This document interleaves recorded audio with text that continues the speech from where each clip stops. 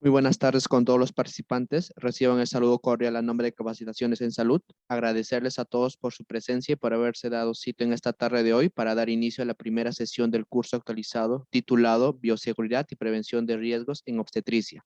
En esta oportunidad nos acompaña el obstetra Cristian Centeno González, especialista en emergencias obstétricas y cuidados críticos, a quien le damos la cordial bienvenida. También queremos recordarles cualquier duda o consulta, hacerlo llegar a través del chat. Buenas tardes, ponente Cristian Centeno González. Es un placer tenerlo con nosotros. Quedamos atentos con su presentación. Puede dar inicio con su ponencia. Adelante. Muy buenas tardes. Agradecer nuevamente a Capacitaciones en Salud por la invitación. Y el tema que nos lleva a hoy es bioseguridad. Es un tema muy importante.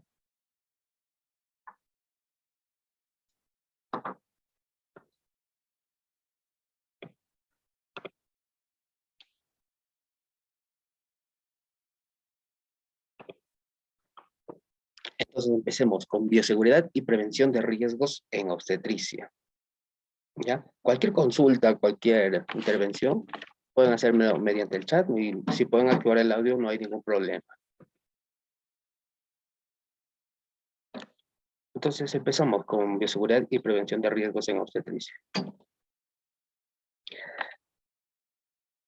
¿Cuál es la importancia de su adherencia en el equipo de salud? La bioseguridad en todo tipo de establecimiento tiene normas, ya sea en salud, en minería, en ambiental, en todo tipo de riesgo existe la bioseguridad. ¿Ya? Entonces ahora vamos a hablar todo lo que corresponde a salud y sobre todo lo que nos compete al tema obstétrico. Entonces, ¿qué es salud? Vamos por unas definiciones básicas para hacer un recordario. Salud es el equilibrio y bienestar físico, mental y social y no solamente la ausencia de la enfermedad, eso es según la OMS. Los factores agresivos a la salud. ¿Cuáles son los factores que van a intervenir para que se corte este tipo de bienestar físico, mental y social? Son los mecanismos físicos, químicos, psicosociales, ergonómicos. Independientemente o conjunto dan lugar a un accidente. Pueden ser enfermedades infecciosas, fatiga, envejecimiento y desgaste. Puede ser desgaste prematuro, insatisfacción, etc. ¿Ya? Estos son los factores agresivos de la salud. ¿Qué es lo que pasa en Atlanta? Anualmente, dice 600,000 a 800,000 trabajadores de salud tienen accidentes laborales con punzocortantes. ¿Ya? El 50% son reportados. 30 accidentes por cada 100 camas por año. Ya, esto es en el 99, es una cifra alarmante, ¿no? Y no sé, la mayoría de ustedes trabaja en salud, no se reporta. Se cortan con la ampolla, se pinchan con la bránula, no lo reportan. Y eso está mal, está muy mal. Todo accidente, así sea mínimo, se tiene que reportar. ¿Ya? Y cuando tú haces un buen reporte de este incidente, se tendría que tener mejores normas para mejorar todo esto.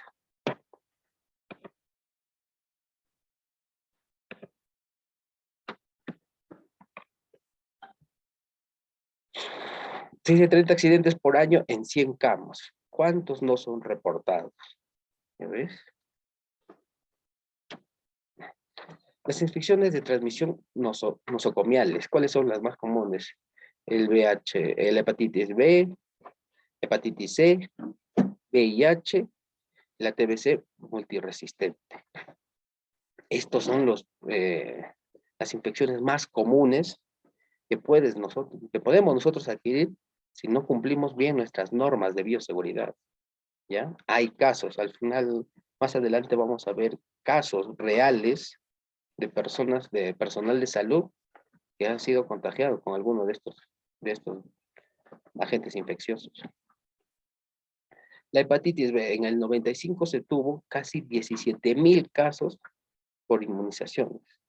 Se estima que hasta el 95 existen 800 trabajadores infectados con hepatitis B. De 5 a 10% es una enfermedad crónica, el 20% se abrió una cirrosis hepática y el 6% cáncer de hígado. ¿Ya? O sea, hablamos de personas que se han infectado en el hospital en Atlanta. Eso son cifras alarmantes. O sea que la bioseguridad es muy importante. El riesgo es de 6 a 30%, o sea, es demasiado riesgo. Toda persona que trabaja en contacto con sangre, fluidos orgánicos y material hospitalario tiene riesgo de 6 a 30% de tener esta hepatitis. La inmunización es la única forma de prevención. Obviamente hay que vacunarse contra la hepatitis B.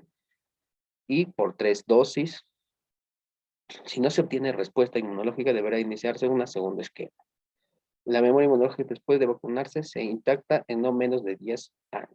Ya, eso es que si tú has reportado que has tenido un incidente, ¿no? Por ejemplo, te contagiaste con una aguja, vas y te hacen un estudio, resulta que tienes infectado con hepatitis B y entonces sigues el cronograma de 3 dosis.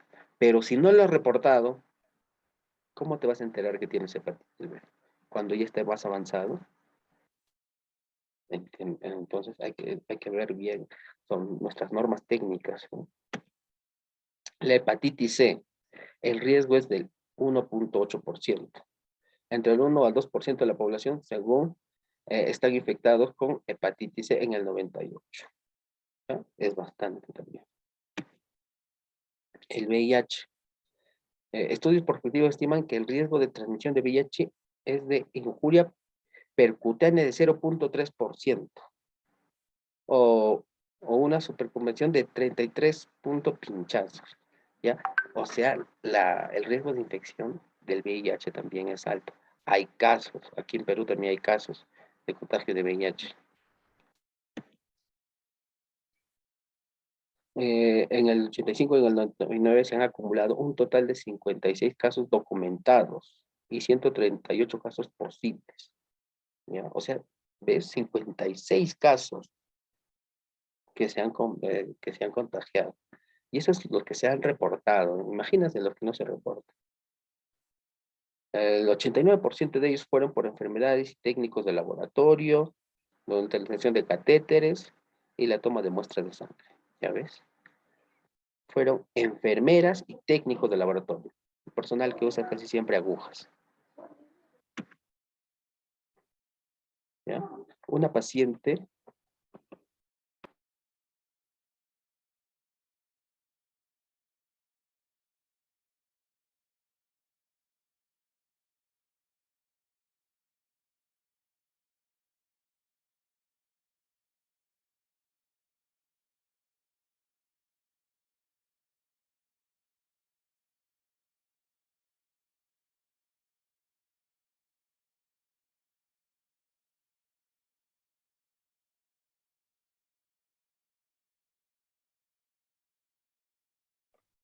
disculpen. Ahora continuamos con los casos. Caso 1. Una paciente de SIDA hospitalizada sufrió una crisis y trató de sacarse los catéteres intravenosos del brazo. Ya. ¿Qué pasó? Entonces, varios miembros del personal del hospital trataron de sujetar al paciente. Durante el forcejeo, se tiró de una manguera de goteo intravenoso y quedó expuesta la aguja que se inserta en la vía de acceso al catéter endovenoso. O sea, se jaloneó y se salió el catéter. ¿Ya? Entonces una enfermera presente tomó la aguja conectora al final de la manguera y estaba tratando de volver a introducirla en el puerto. Cuando el paciente le pateó el brazo, haciendo que la aguja se clavara en la mano de la otra enfermera. El mismo día se practicó una prueba de detección de VIH a la enfermera que sufrió la lesión y el resultado fue negativo. Pero la prueba dio positivo algunos meses después, en el 92.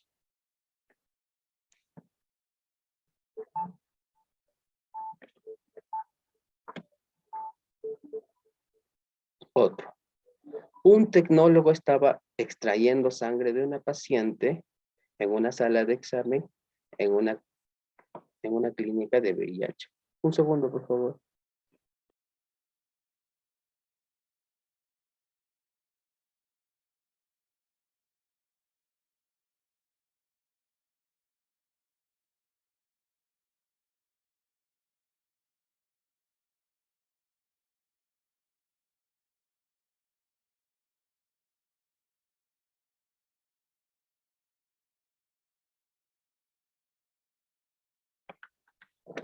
Continuamos, disculpen.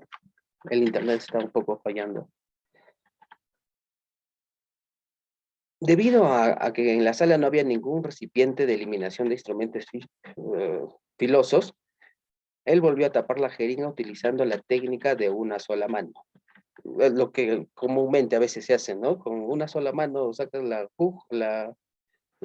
tapa y con esa misma mano la devuelve. Se reinserta. Exacto. Cuando el tecnólogo estaba clasificando los materiales de desecho del laboratorio, la tapa se salió de la aguja de flebotomía y posteriormente se clavó en el dedo índice de la mano derecha. El resultado de la prueba de VIH fue negativo. Inmediatamente, el tecnólogo médico empezó con la profilaxis de post-exposición con sidobudina, pero la interrumpió después de 10 días debido a los efectos adversos. Aproximadamente 2 semanas después del piquete, el tecnólogo médico presentó síntomas similares a la gripe, característicos de la infección con VIH. Se determinó que era seropositivo para el VIH, cuando se practicó la prueba 3 meses después de la exposición por piquete. Ya, o sea, ya vieron, o sea, solamente por no usar tus normas técnicas de bioseguridad, que sabemos que lo principal cuando se trabaja con objetos punzocortantes es la no reinserción. Cuando ya tú sacas la aguja, no tienes que volver a meter a la capuchita, se dice. Eso ya no se hace, ¿ya? Se descarta con toda la jeringa a la caja roja. Más adelante vamos a tocar, obviamente, cómo es el descarte de esos materiales, ¿ya? Pero miren, o sea, lo que le pasó a o sea, estos son casos reales. O sea, esto no es un caso inventado, esto sí ha pasado en Atlanta.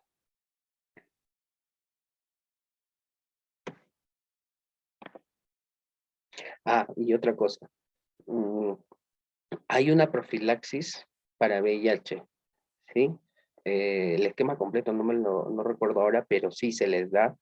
Ejemplo, tú te pinchas te pasa lo que le pasó al tecnólogo. Tienes que ir al área de epidemiología, reportar el caso y obviamente ellos te van a derivar al área de VIH o de Targa para que tú empieces un tratamiento post-exposición. Sí o sí. Así salga negativo la prueba de VIH, tienes que empezar la profilaxis.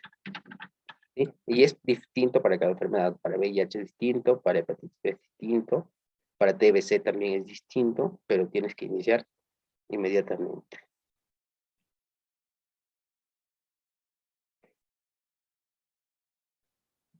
Después de practicar una flebotomía con una paciente con SIDA, otro caso, un médico sufrió un piquete profundo con una aguja de flebotomía utilizada.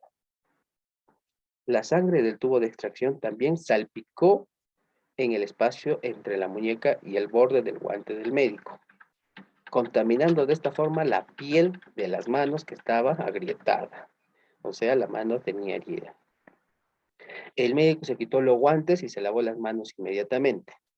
Se practicó un examen de VIH y el resultado fue negativo. Y se rehusó a seguir la profilaxis con sidobudina, como les comenté que hay una profilaxis. Debido a que no sabía si el paciente sufría de infección de VIH y no había evidencia clínica de trastornos hepáticos, no se practicó la prueba de exposición de VIH el médico. Como no tenía síntomas, lo dejó pasar. 8 meses después del incidente, se hospitalizó al médico con una hepatitis aguda. ¿Ya? Se determinó que era positivo para VIH. 9 meses después del incidente. 16 meses después del incidente, la prueba de anticuerpos de hepatitis C dio resultado positivo y se diagnosticó una infección crónica de hepatitis C. Su condición clínica continuó deteriorándose y falleció 28 meses después de la lesión por piquete. O sea, la lesión, las lesiones de VIH sabemos que es vía sanguínea, vía materna y por transfusión, que son las más altas. También hay un mínimo porcentaje que es del 1% de infección de piel a piel, donde tú tienes una herida y de verdad entra sangre por ahí. El mínimo es menos de 1%. Pero mire, por no usar bien el guantes, por no seguir el protocolo, terminó el médico con VIH, hepatitis C y falleció 28 meses después. O sea, ¿ven la importancia de las normas en bioseguridad?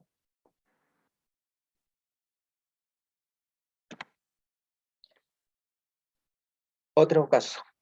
Durante una broncoscopía para determinar la causa de la falta de aliento de un paciente infectado con hepatitis B, un tecnólogo sufrió una lesión percutánea con una aguja de calibre 25 al extraer tejidos del fórceps de la biopsia. El tecnólogo no recibió profilaxis posterior a la exposición con inmunoglobulina de hepatitis B o vacuna de la hepatitis B. Aproximadamente 15 semanas después de la lesión por piquete, el trabajador presentó fatiga, malestar e ictericia. 15 semanas después. Después se determinó que tenía enzimas anormales en el hígado y dio resultado positivo en la prueba de antígeno de superficie de la hepatitis B, que es un cuadro característico de la infección aguda con hepatitis B. Al paciente que se le practicó la broncoscopía se le diagnosticó neumonía, una clase de neumonía de Carini, y murió 8 meses después de haberle diagnosticado sarcoma de Kaposi diseminado e infección oportuna mayor. ¿Ya? Entonces el tecnólogo lesionado no presentó complicaciones médicas y sus enzimas hepáticas y salud volvieron a la normalidad. Posteriormente dio resultados negativos a la prueba de antígeno de superficie a la hepatitis B y resultados positivos a la prueba de anticuerpos de superficie de la hepatitis B, lo cual indicaba una recuperación de una infección de hepatitis B. En un seguimiento realizado 15 meses después de la lesión por piquete, el trabajador también dio resultados negativos de la prueba de VIH. No se contaba con suero del paciente fallecido para realizar las pruebas de anticuerpos. Ya. Vemos que aquí el caso es diferente, pero es los riesgos que se corren al trabajar con estos materiales punzocortantes. ¿Ya? Entonces, todas las normas técnicas, todo lo que vamos a hablar en estos 2 días es evitar al mínimo todo esto que nos pase cualquiera de este tipo de casos. Si tú sigues tus normas técnicas como debe de ser, no vamos a correr estos riesgos. Otro caso. Son casos reales, les vuelvo a repetir, o sea, que han pasado y que les puede pasar a ustedes. Y que nosotros tenemos que evitar en lo mínimo, sabiendo nuestras normas de bioseguridad. En el 72, una enfermera sufrió una lesión por piquete en el dedo al retirar una aguja hipodérmica del brazo de un paciente.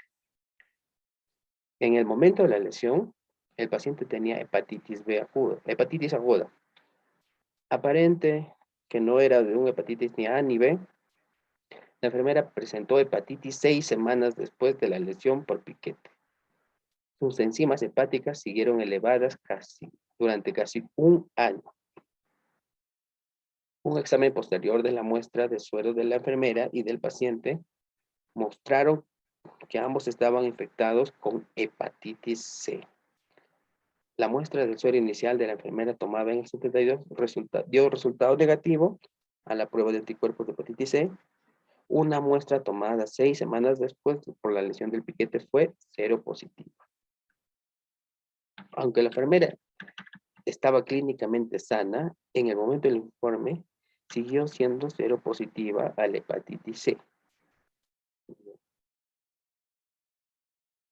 ¿Qué quiere decir? A esta paciente, como se ve que no al momento solamente dio hepatitis, sus exámenes dieron positivos para hepatitis C, no presentó molestias, pero esta paciente ya es portadora de hepatitis C. ¿Ves? O sea, por una mala praxis, la paciente ya se hizo portadora de hepatitis C. Y quién sabe, más adelante pudo haber desarrollado la enfermedad. Entonces, las infecciones con VIH-Sida, accidentes parenterales, son del 65 a 75% por enfermería y por personal de laboratorio. Cuando hablo de enfermería también nos referimos a los obstetras, obviamente. Nosotros también cambiamos bránulas, hacemos los mismos procedimientos. Y el 10, el 15% médicos y estudiantes. Y personal de mantenimiento, que es el que descarta también el material contaminado. Obviamente, si tú no descartas bien, pones la aguja en la bolsa amarilla o negra, estás haciendo que el personal de limpieza corra un riesgo enorme, ¿no? El impacto emocional. Se realizó un estudio entre 20 trabajadores de salud con exposición al VIH a largo tiempo. 11 reportaron un cambio emocional severo. 7 tuvieron un cambio emocional moderado. 6 dejaron el trabajo como resultado de la exposición. Es obviamente, ¿no? Te pasa lo que le ha pasado a los casos anteriores. Te digan que te has pinchado con una aguja de VIH, el cambio va a ser total. Total. Pero para eso también tienes que también seguir las normas. Tienes que tomar tu profilaxis post-exposición, ¿sí? Una buena consejería, y lo mejor es reportando lo que te ha pasado. Si tú te pinchas y no reportas y te vas a tu casa como si nada hubiese pasado, es lo peor que puedes hacer. ¿Ya? Tú tienes que reportar. Ya, como dije, vas al área de epidemiología, se reporta el caso y empiezas en la profilaxis. ¿Sí? Es muy grande, ¿no? Dice que 11 reportaron un cambio emocional severo. Obviamente habrán entrado en depresión. 7 tuvieron un cambio moderado. Y 6 dejaron pues el trabajo, ¿no? O sea, el cambio emocional fue fuerte. Accidente, exposición a sangre o fluidos corporales. Se denomina todo contacto con sangre o fluido corporal. ¿Ya? Puede ser el personal, el material, el procedimiento, la fuente. ¿Sí?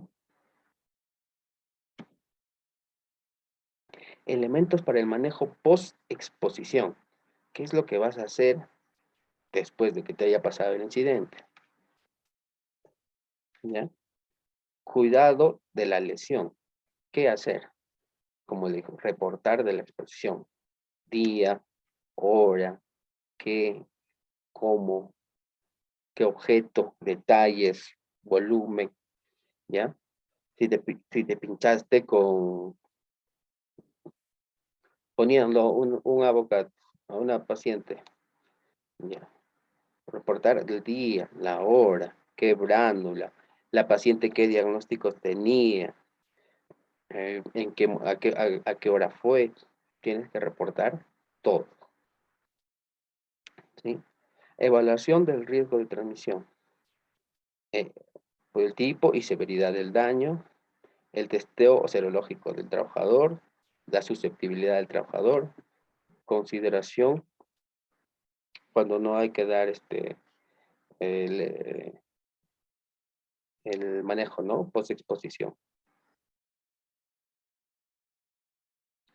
Si, por ejemplo, solamente era una paciente que no estaba, o sea, tiene exámenes cercanos que no son positivos para VIH o para nada, para ningún tipo de infección, entonces ahí se considera ya no dar pues el manejo post-exposición, los profilácticos, ¿ya? Pero el examen sí o sí es obligatorio, o sea, su tamizaje de VIH, de sífilis, de hepatitis A, B y C, TBC, todo sí le tiene que hacer en ese momento. El tipo de fluido con el que se ha podido contagiar, la baja concentración, si se ha enunciado, en ningún caso vinculado, ¿cuáles son? Lágrimas, saliva, orina, sudor. Son de riesgo los siguientes fluidos. ¿Cuáles son más riesgos? El semen, las secreciones cervicovaginales, la sangre. ¿Y cuáles son de más riesgo? De riesgo potencial. Líquido sinovial, pericardio, amniótico y pleural. ¿Sí? Nosotros, sobre todo, con el líquido amniótico. Hay sobre todo piedras más, con más experiencia, que ya no se usan los lentes. Y el líquido amniótico es potencial, fluido que te puede contaminar desde hepatitis B hasta C. Entonces, el tipo de accidente va a ser dudosa cuando la lesión con instrumental con fluidos no infectantes. Va a ser probable cuando es una herida superficial, sin sangrado o fluidos infectantes. Ya es un raspón, pues prácticamente. Definida. ¿Cómo va a ser un tipo de herida definida? Cuando la herida que sangra espontáneamente o sangre con fluido infectante. Y masiva. ¿Cómo es? Cuando transfusión de sangre infectada, infección incidental con más de un cc de fluido infectante. ¿No? Cuando es una transfusión, no le has hecho el descarte, no le has hecho las pruebas cruzadas, no le has hecho tamizaje mínimo para una transfusión, es una transfusión masiva. La prevención. Eliminado y controlado directamente el peligro, supervisando y educando al personal de salud. La bioseguridad, como les comento, tiene que ser la capacitación anual, mínimo cada 6 meses, ¿sí? Porque el personal se olvida, pues. Y la bioseguridad tiene que ser constante, las normas técnicas, pues, leer, repasar, hacer ensayos, y ahora en esta pandemia mucho más. En el 83 se incorpora precauciones universales, ¿no? Desde el 83 ya se habla el lavado de manos, el uso de guantes, técnicas de manipulación, protección ocular y facial y protección corporal. Lo que nosotros recién aprendimos con la, con la pandemia. Antes de la pandemia, ¿quién usaba mascarilla? Entraban a sala de partos así, con el mandilón y ya. Un solo par de guantes y atendías el parto, ¿verdad?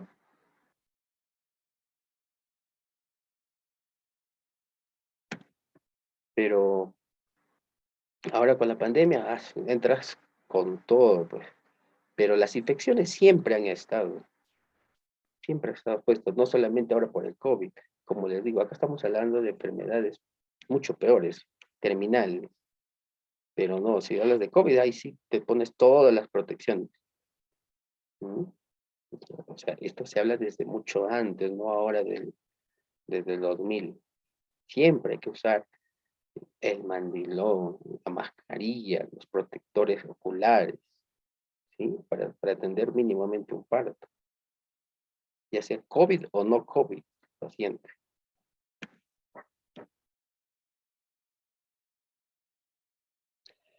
El aislamiento de sustancias corporales, el uso de guantes, ¿no? El plan de control de exposición por escrito diseñado para eliminar o reducir al máximo la exposición del trabajador a patógenos contenidos en la sangre, ¿ya? O sea, ¿qué es lo que va a evitar esto? Los EPPs. Y el buen uso de los EPPs, no solo es que te den, sino también hay que saber usarlo y hay que saber descartarlo, ¿ya?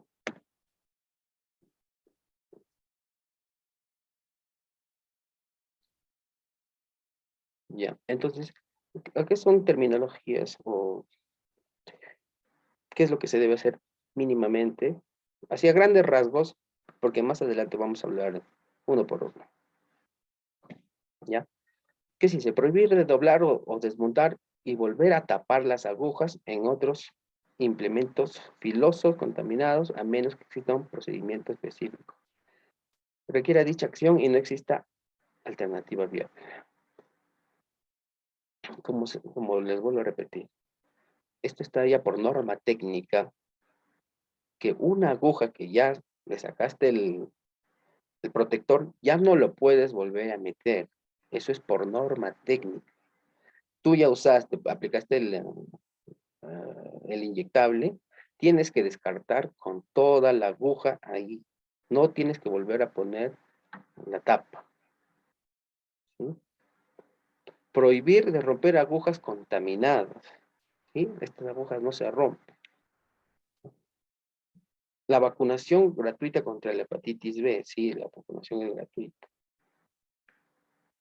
Adiestramiento para los trabajadores sobre los controles técnicos y prácticas de trabajo, como les digo. Tiene que haber capacitaciones constantes de bioseguridad. Evaluación y seguimiento luego de exposición, incluyendo profilaxis cuando sea apropiado. Como les digo, si ustedes trabajan en un centro de salud, ya sea privado o estatal, tiene que darle la profilaxis. ¿Sí? Sí. Entre la bioseguridad, vida y seguridad. Seguridad y protección a la vida. Seguridad y protección frente a lo que viene. ¿Qué es la bioseguridad entonces? Es una doctrina de comportamiento encaminada a lograr actitudes y conductas que disminuyan el riesgo del trabajador de salud de adquirir infecciones en el medio laboral. Obviamente, si tú estas normas de bioseguridad, esto se te va a ser un hábito, ¿ya? Saber que tienes que usar doble mascarilla, saber que tienes que usar guantes hasta para tomar la temperatura. Esto te va a ayudar enormemente a reducir todas las posibilidades de que tengas un contagio o una infección en tu medio laboral, ¿sí? Y los principios de bioseguridad, de esto lo toman desde la universidad. La universalidad, la utilización de barreras físico-químicos y el manejo adecuado de los desechos hospitalarios, ¿ya? ¿Qué es la universalidad? Es considerar que todo paciente es potencialmente contaminado, ¿ya? No vais a decir porque tu familiar está hospitalizado y no, él no tiene nada, lo atiendes sin guantes. No, todo paciente es potencialmente contaminante, ¿sí? Esa es la ley de la universalidad. La utilización de barreras físico-químicas, los EPPs, el uso adecuado de los EPPs y el manejo adecuado de los desechos hospitalarios. Obviamente la buena utilización de las bolsas, ¿no? O de los tachos. Ya, eso lo vamos a tomar más adelante. Como le digo, ¿qué es la universalidad? Implica considerar que todo fluido corporal, sin excepción, como potencialmente contaminado y por lo tanto como elemento de riesgo, ¿sí? Todo fluido corporal, sin excepción, así sea una lágrima, es potencialmente contaminado, ¿sí?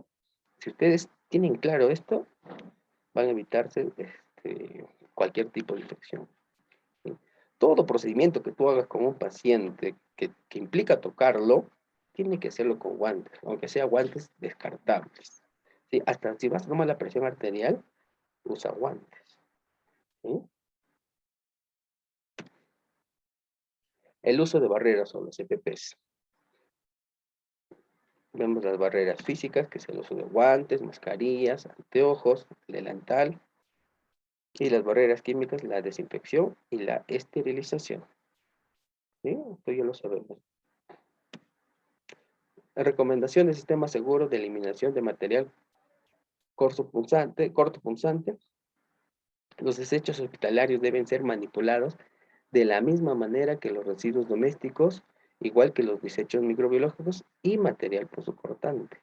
¿Sí? Entonces, como les digo, si ustedes hacen un buen manejo de los desechos, tal cosa en tal lugar, tal cosa en tal color, también ayudas a que la persona que va a recoger esos desechos no tenga riesgo de cortarse, de pincharse y que contraiga alguna enfermedad.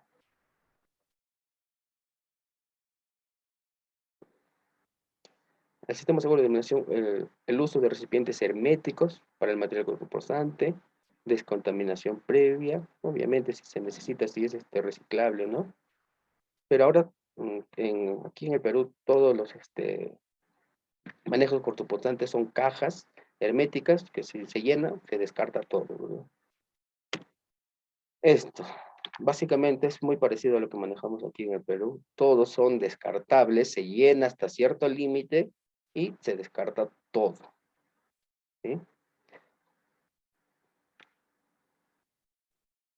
Aquí básicamente son estos materiales para laboratorio. Los desechos de laboratorios de microbiología pueden ser autoclavados si se reutiliza o incinerados si son desechables. Como les digo, hay algunos materiales que son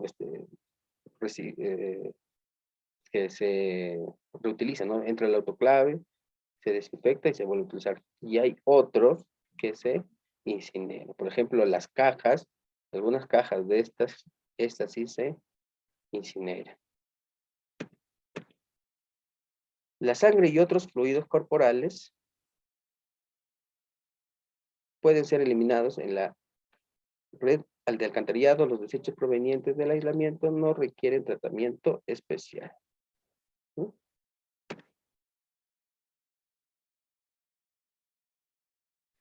Recomendaciones prácticas. No reencapuchar las agujas, nuevamente les digo. No doblarlas, no romperlas, no manipular la aguja para secarla, para separarla de la jeringa. De ser posible usar pinzas para manipular instrumentos. Los recipientes descartadores deben estar lo más próximo posible al área de trabajo, obviamente. ¿Sí?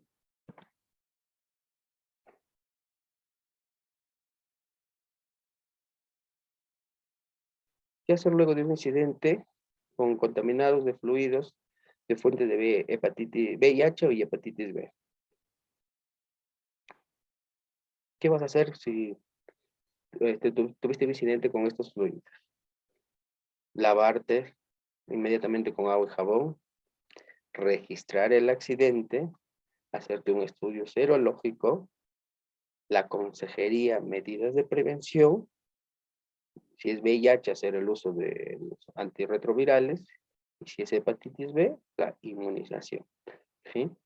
Como yo les vuelvo a recalcar, hacia que les quede claro, a todos nos puede pasar un accidente, a todos, nadie está libre de un accidente, ¿no?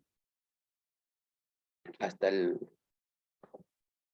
hasta el más bueno, el que tiene más pericia colocando ampollas, y, bránulas, abocas y todos esos materiales punzantes, les puede pasar un accidente, ¿ya? Pero la idea es no ocultar el accidente, es reportarlo, registrarlo y seguir todo el protocolo para la posexposición.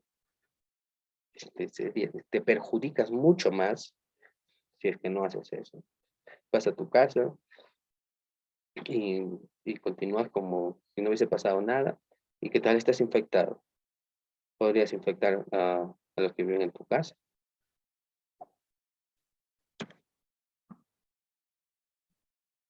Evitar el uso de agujas cuando existen alternativas seguras y efectivas.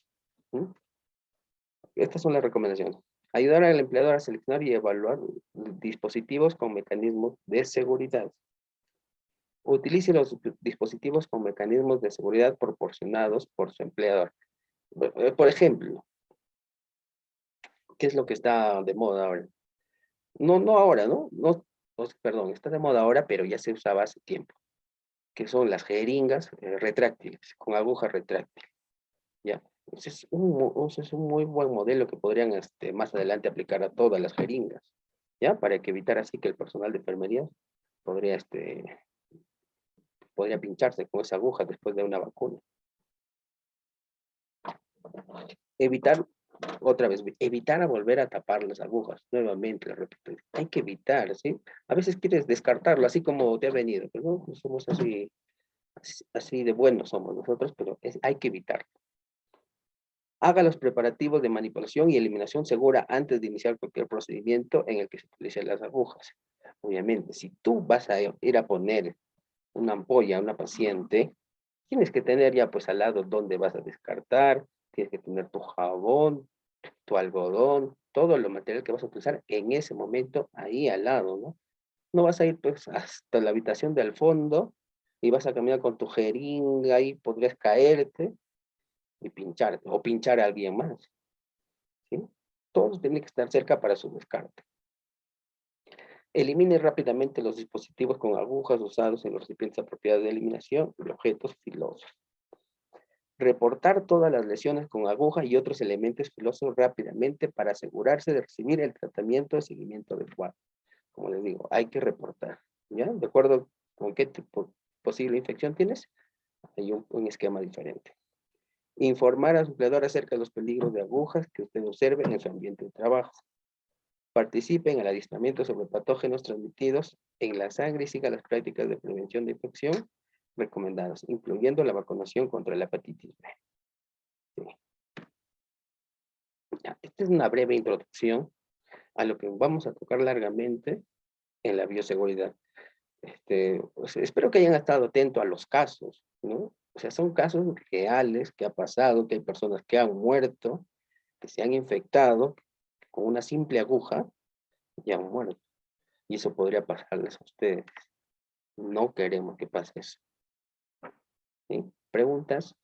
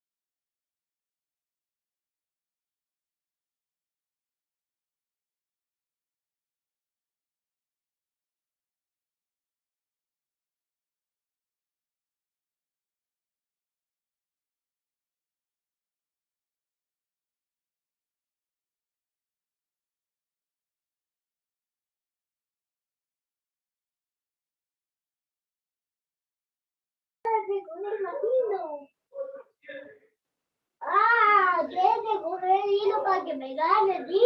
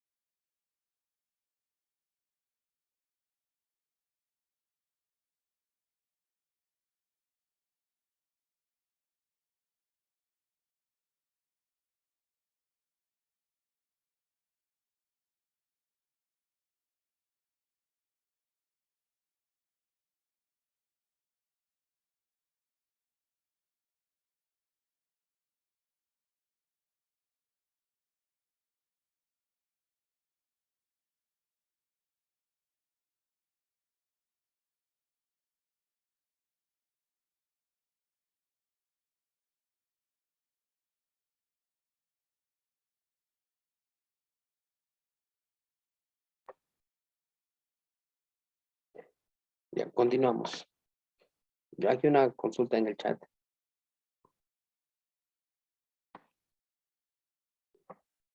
Si una paciente con VIH ingresa al servicio de emergencia obstétrica, ¿cómo debe ser la atención respecto a la bioseguridad del personal, periodo de parto expulsivo? Ya, primero que una paciente que ya está una paciente gestante que ya está diagnosticada con VIH, desde el primer momento se le debe comunicar que su parto va a terminar por cesárea, ¿ya? Pero si la paciente, como dice, llega en periodo expulsivo, tienes que atenderlo. Te pones tus EPPs, todo, el protocolo de atención y atiendes el parto con ayuda del ginecólogo. ¿Sí? El ginecólogo tiene que estar sí o sí, el ginecólogo, el pediatra, el neonatólogo, la enfermera, todos tienen que estar en salas de parto. ¿Sí?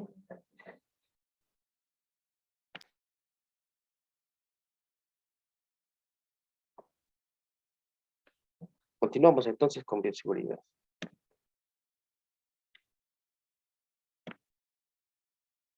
Entonces, ¿qué significa bioseguridad? Seguridad, calidad de seguro, libre, exento de todo daño o peligro. Y bio, conjunto de todos los seres vivos. Entonces, bioseguridad es protección de la vida.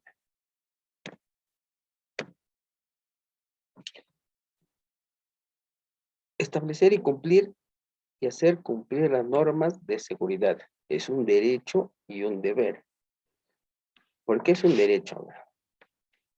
Es un derecho, por ejemplo, cuando trabajas en cualquier establecimiento, ya sea privado o estatal, el derecho que tú tienes que exigir es que te brinden los EPPs. Ese es el derecho.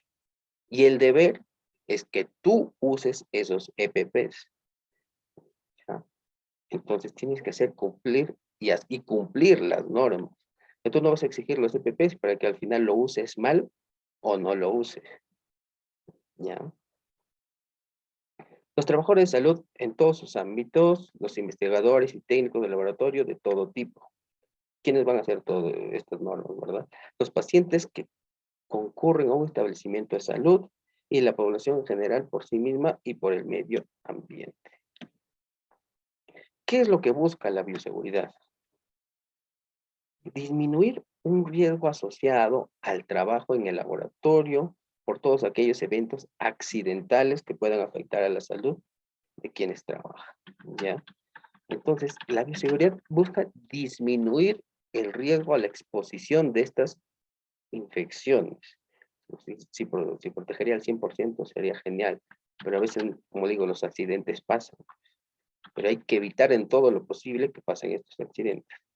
Entonces, también minimizar el riesgo de contaminación o alteración del ambiente. Analiza el accidente o incidente. Elaborar normas y procedimientos que permitan evitarlos, promoviendo el uso adecuado de instrumentos, materiales, espacios, etc. ¿Sí? Entonces, tú tienes que analizar, ver todas tus normas de cómo se hace un procedimiento, usar los materiales adecuados, los instrumentos adecuados y el espacio adecuado. ¿Ya?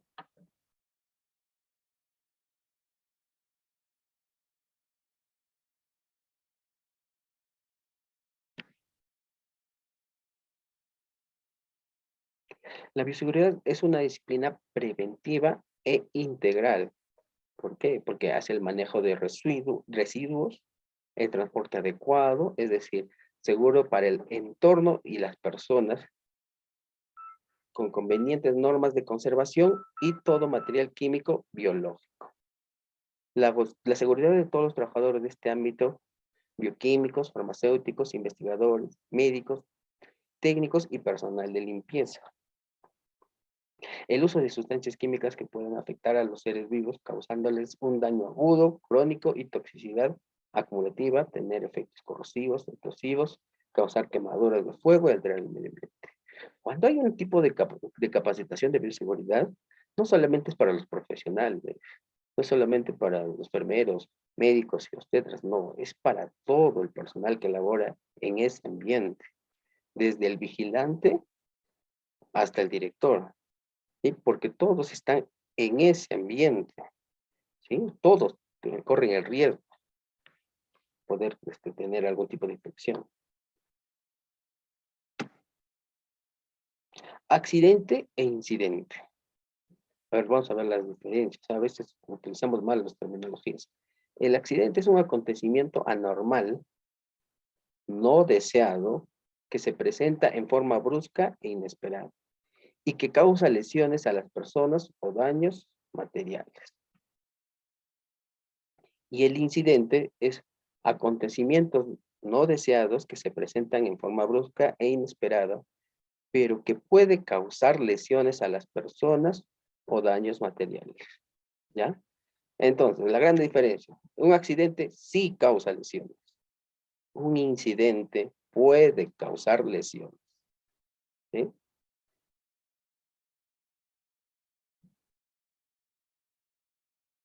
Entonces, según el instituto, un incidente es cualquier suceso no esperado ni deseado, que no dando lugar a pérdida de la salud o lesiones a las personas, pueden ocasionar daños a la propiedad, equipos, productos o al medio ambiente. Las causas de los incidentes y los accidentes son las mismas. La diferencia radica en las consecuencias. Por esta razón, los incidentes constituyen una herramienta muy importante para prevenir accidentes, ya que son un llamado de atención que nos permite actuar antes de que se produzca el daño. Si en tu establecimiento ya han ocurrido incidentes, entonces hay que actuar en ese momento para que más adelante no haya accidentes. ¿Ya? Porque cuando hay accidentes, se recalca acá que ya hay lesiones y daños materiales. Riesgo. ¿Qué es el riesgo? Es la probabilidad que tiene un dado individuo que genera o desarrolla efectos adversos a la salud, bajo condiciones de exposición a situaciones de peligro. Riesgo. ¿Cuál es el riesgo? Es la amenaza por la vulnerabilidad. Entonces los accidentes pueden ocurrir y de hecho ocurren porque el riesgo cero no existe. Por ello no deben descuidarse nunca las normas de seguridad. Obviamente, ¿no? Nosotros trabajamos en salud, el riesgo existe, siempre ha existido y siempre va a existir. Así como les digo, tengas todos los EPPs del mundo, el riesgo siempre va a existir. Entonces, ¿pero qué es lo que nosotros vamos a actuar? Para que ese riesgo sea lo más mínimo posible.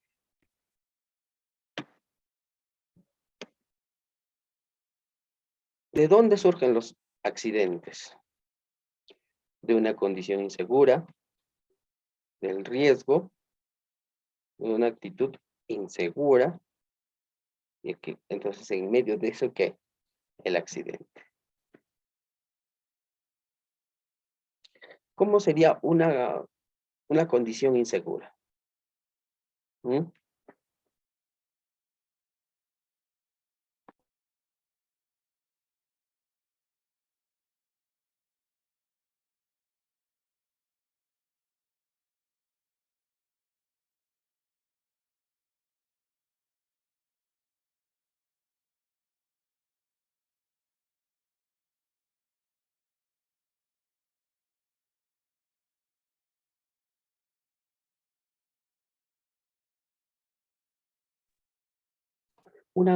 ¿Cómo sería una condición insegura?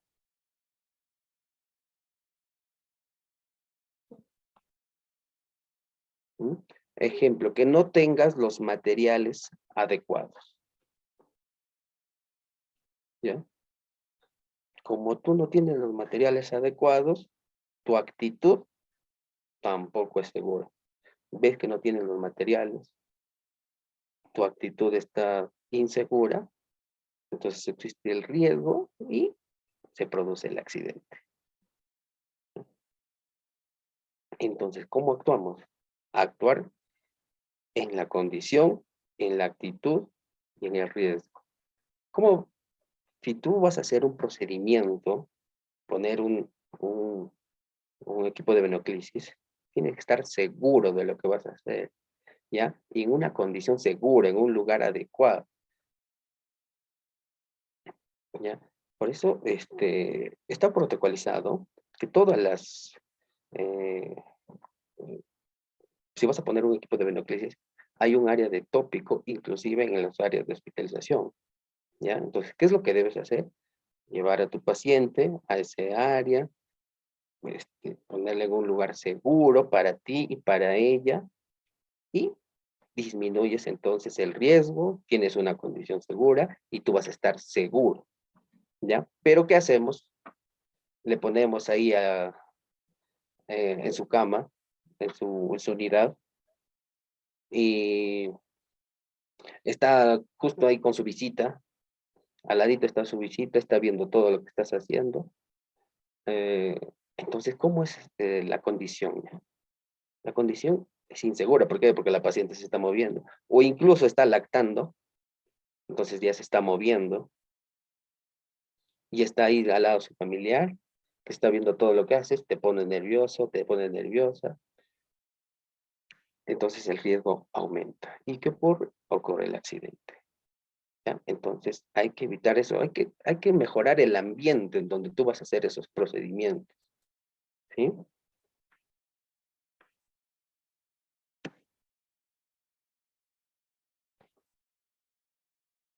Los riesgos son físicos, químicos y biológicos. ¿Qué es el riesgo físico? Está relacionado con todos aquellos factores ambientales que dependen de la característica física de los cuerpos. Carga física, ruido, iluminación, radiación ionizante y no ionizante, temperatura elevada, vibración, etcétera, que puede actuar sobre los tejidos y órganos del cuerpo del individuo, produciendo efectos nocivos de acuerdo a la intensidad y tiempo de exposición a los mismos.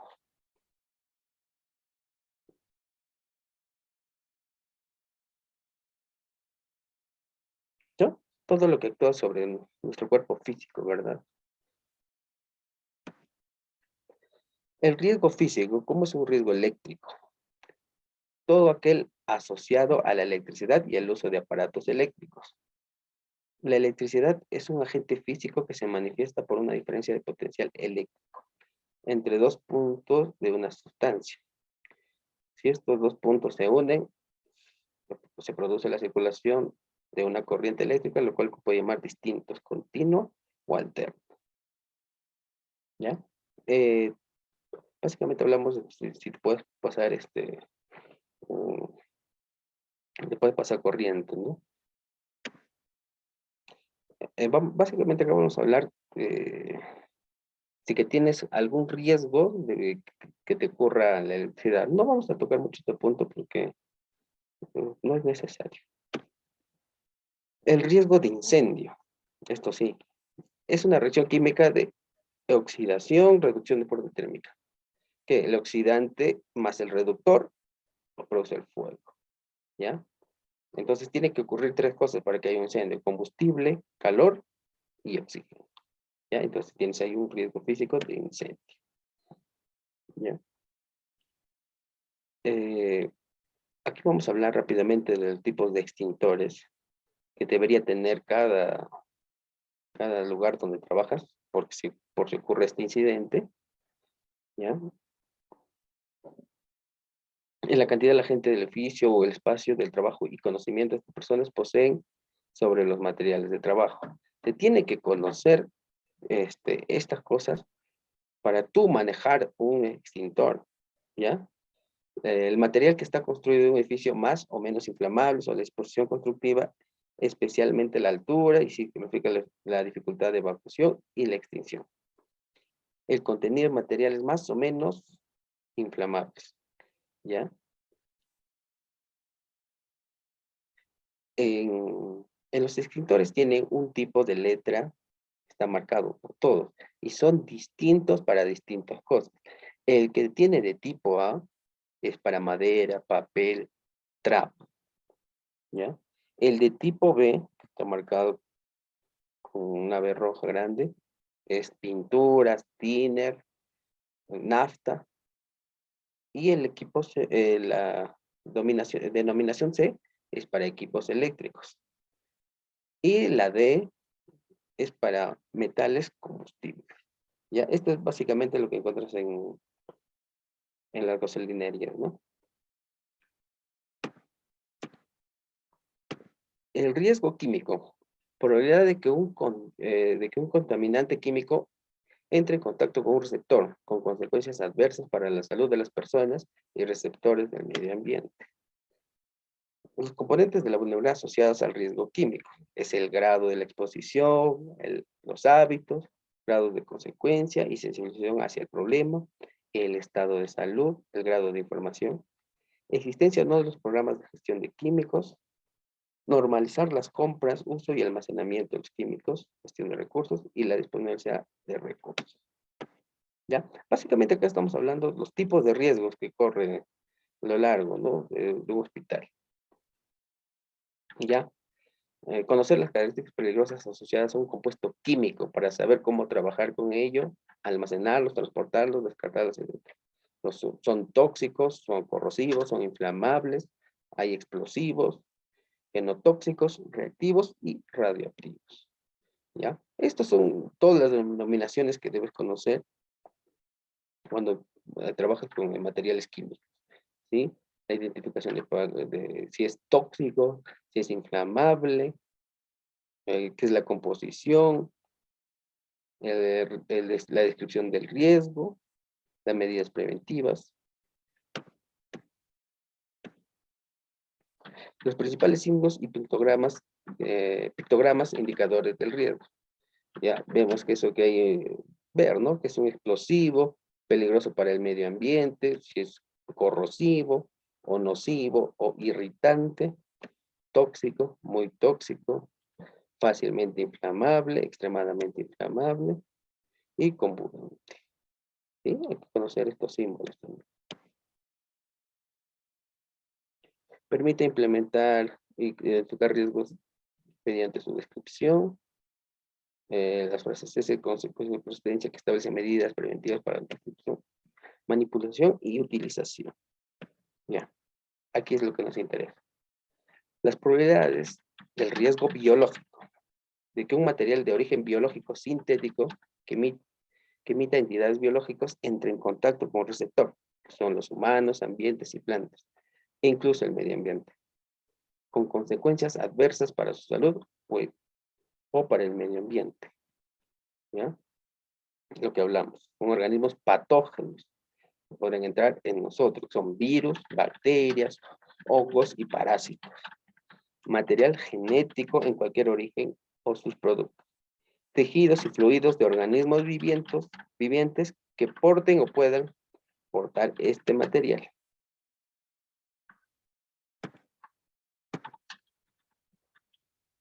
Entonces vamos a hablar ahora de los niveles de bioseguridad. Combinación de prácticas y técnicas de laboratorio, equipos de seguridad e instalaciones específicas que constituyen las condiciones bajo cualquiera que puede trabajarse en forma segura con agentes de riesgo biológico. Las características del material biológico, tipo de trabajo que se realiza y vías de exposición. ¿Ya? Hay niveles de bioseguridad. No es lo mismo trabajar en una posta 1-1 a trabajar en un laboratorio de hospital. El nivel de seguridad es distinto. O trabajar en área COVID no es lo mismo que trabajar en un tópico. ¿Ya? Obviamente los niveles de bioseguridad son distintos. Entonces el nivel de bioseguridad 1 va a ser en laboratorios de universitaria y laboratorios que trabajan con cepas de organismos viables, que no sean generadores de enfermedades en humanos, en adultos sanos, mesadas abiertas, no requiere equipamiento de contención ni diseño especial de infraestructura, ¿no? Es un tipo de bioseguridad nivel 1. Nivel de bioseguridad 2. Trabajo con agentes de riesgo potencial moderado para el personal y por el medio ambiente, puede causar enfermedades graves, pero solo se transmite por vía sanguínea, no inhalatoria. Personal tiene capacitación específica en la manipulación de estos agentes, acceso limitado al personal autorizado, precauciones extremas con elementos cortantes contaminados, procedimientos que pueden generar aerosoles o gotitas infecciosas que llevan a cabo en gabinetes de seguridad biológica y en otros equipos de protección física. Y el nivel de bioseguridad 3 son instalaciones clínicas, diagnóstico, enseñanza, investigación o producido que trabajen con agentes indígenas o exóticos que pueden producir una enfermedad grave o potencialmente letal como resultado de la exposición propia de la inhalación. Todo procedimiento con estos materiales infecciosos se realiza en gabinetes de bioseguridad y otros dispositivos con conexión física o por el personal que lleva ropa protectora adecuada. ¿Ya? Y el nivel 4, agentes peligrosos y exóticos que poseen un riesgo individual alto de producir infecciones letales transmitidas por aerosoles y para que actualmente no se encuentran vacunas ni tratamiento. ¿Cuál sería, dónde sería un nivel de bioseguridad 4? Un hospital no es seguridad 4. ¿Dónde creen que sería un nivel de bioseguridad 4?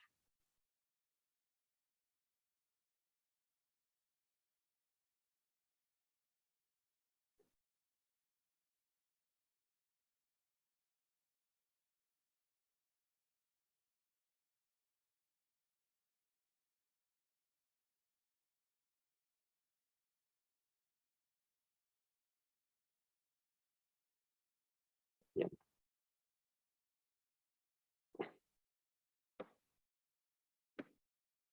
¿Dónde sería un nivel de bioseguridad 4?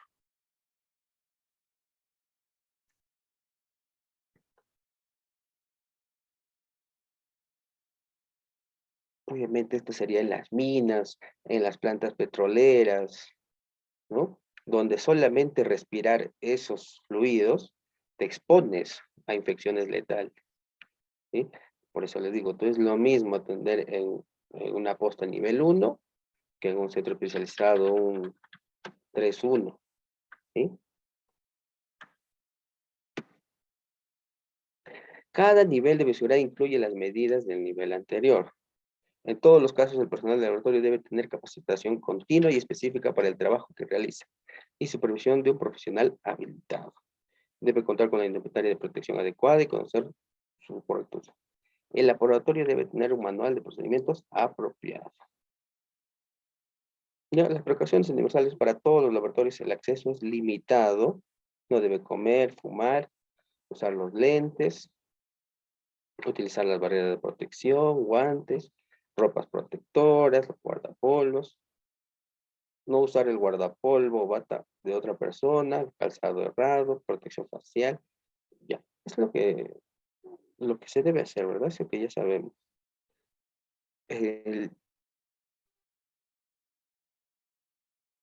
El que lo usan hasta en la calle,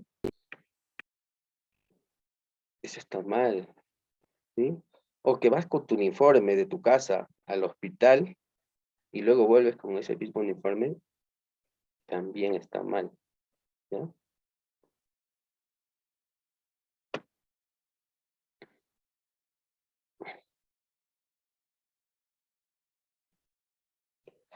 Entonces, la bioseguridad y el desorden son incompatibles, ¿ya? Que dice, pensar en términos de protección en nuestro lugar de trabajo depende de nosotros mismos, pero su objetivo último va más allá de nuestra salud individual. No es necesario redactar normas de prevención, ya existen y muchas. Lo importante es lograr que se pongan en práctica y se sientan como necesidad y no como imposición. ¿Ya? Básicamente esto es lo que define la bioseguridad, ¿no? Normas, hay muchísimas. Hasta cada establecimiento de salud tiene su norma. Cada lugar de trabajo tiene su norma. Aparte de las normas que ya existen. Pero no lo ponemos a prueba, pues no lo hacemos. Nosotros mismos no lo hacemos. No usamos guantes, no usamos, eh, usan más mascarilla, pero lo usan mal, lo usan solamente hasta tapar la boca, pero la nariz sigue afuera. Entonces, mejor no te pongas nada. Como les digo, normas hay muchas, solamente tenemos que ponerlas en práctica. Y como dicen, no como imposición, sino como necesidad. ¿Por qué seremos así los peruanos, no? El Estado tiene que decir todavía que hay multa por no usar mascarilla. O sea, te van a multar para que no te mueras. Porque obviamente si tú usas bien la mascarilla no te vas a contagiar y no vas a morir. Pero no, el Estado todavía tiene que multarte para que uses bien la mascarilla y no, y no, y no tengas problemas, pues. Por eso, que se sienta como una necesidad y no como una imposición, pues. ¿No? Porque al final es tu vida, pues. No es la vida de otro. La bioseguridad es tu vida, ¿sí? ¿Alguna consulta?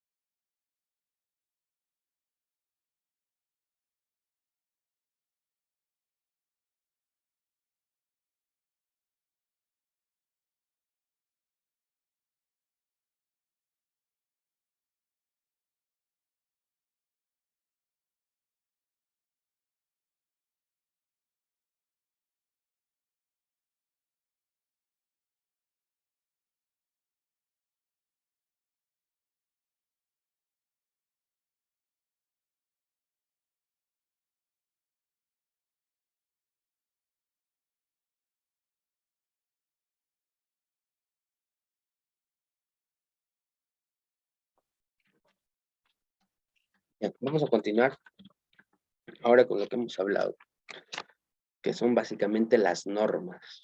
¿Sí? Como le digo, normas hay muchas. Normas hay inclusive por cada trabajo, por cada área, ¿no? Como aquí una consulta, ¿qué diferencia hay entre las normas de bioseguridad de puesto de salud, de centro de salud y hospitales? Como le repito, es diferente. Como hay niveles de bioseguridad, también hay distintas normas de bioseguridad en todos los lugares, ¿ya?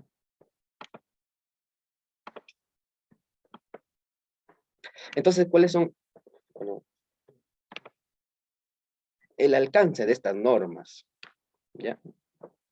El cumplimiento de las normas establecidas en el presente manual de normas de bioseguridad será obligatorio y de responsabilidad del personal que elabora en las diferentes áreas, servicios, unidades y hospitales, ¿ya? Estas son las normas de un hospital de Lima, ¿ya? Que básicamente es lo mismo que se maneja todos los hospitales,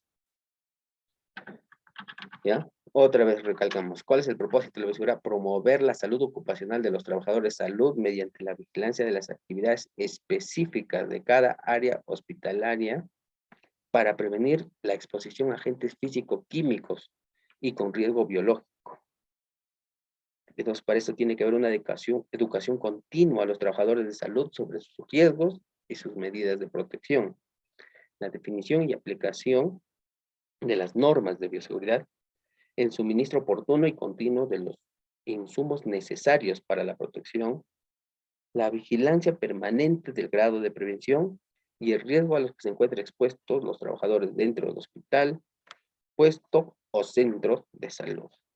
Ya, ese es el propósito pues, de la bioseguridad. Primero, ¿cómo es el ciclo de transmisión de las enfermedades? Primero ahí, es un ciclo, ¿ya? Como decir, es un ciclo, gira, no es vertical, ¿ya? Está la gente, de la gente va al reservorio, tiene un lugar de salida, un método de transmisión, un lugar de entrada y un huésped susceptible, ¿ya? Este huésped susceptible otra vez vuelve a la gente, reservorio, lugar de salida, método de transmisión, lugar de entrada y huésped susceptible. Este es el ciclo de transmisión de todas las enfermedades infecciosas. ¿Ya? El objetivo entonces de estas normas es proteger la salud y seguridad del personal que labora frente a riesgos procedentes de agentes biológicos, físicos o químicos. Proteger el medio ambiente, las instituciones sanitarias, humanas y animales.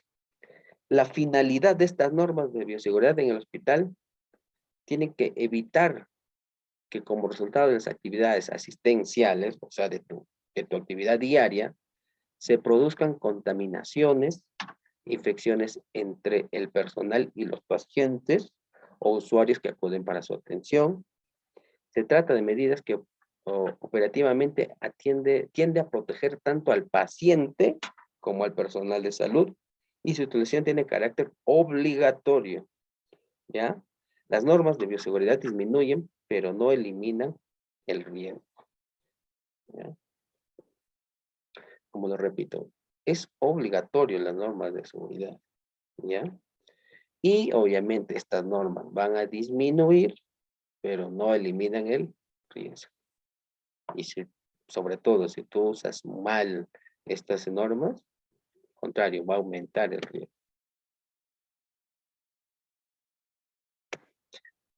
Desde ya, todo el personal, aquí el personal de salud y hay estudiantes, imagino, ¿saben cómo se usan las mascarillas, las descartables, las que venden ahí al lado de su casa? Esas las que tienen una cara blanca y la otra cara azul. ¿Saben por qué un lado es blanco, el otro es azul? ¿Saben cómo se usa eso? ¿Sabes cómo es el uso correcto?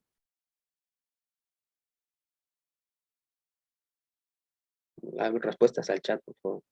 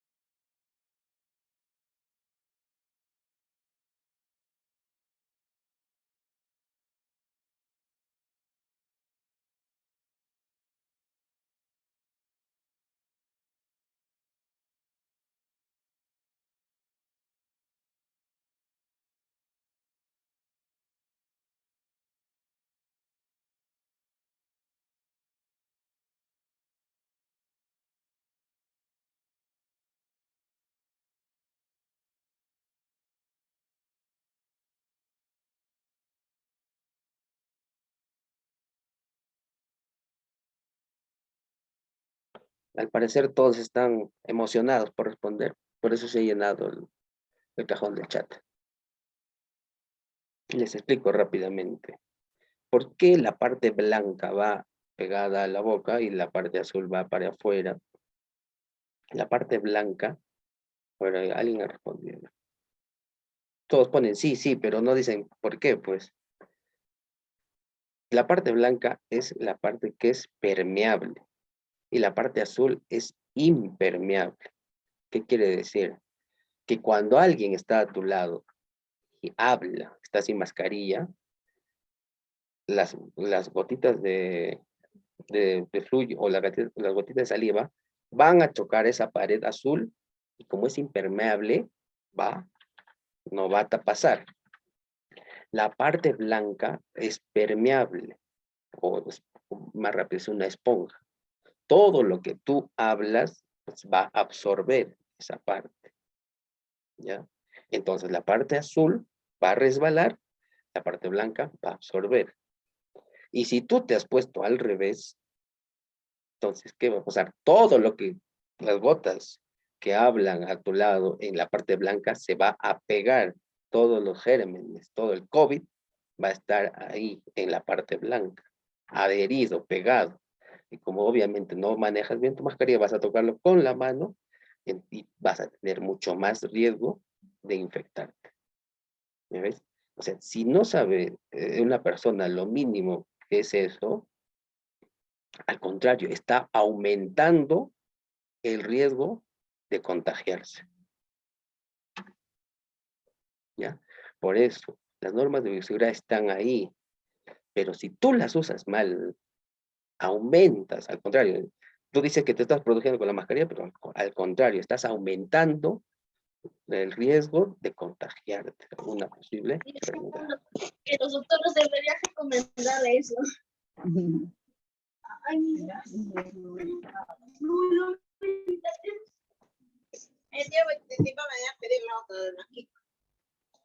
Ah, por favor, tu micro.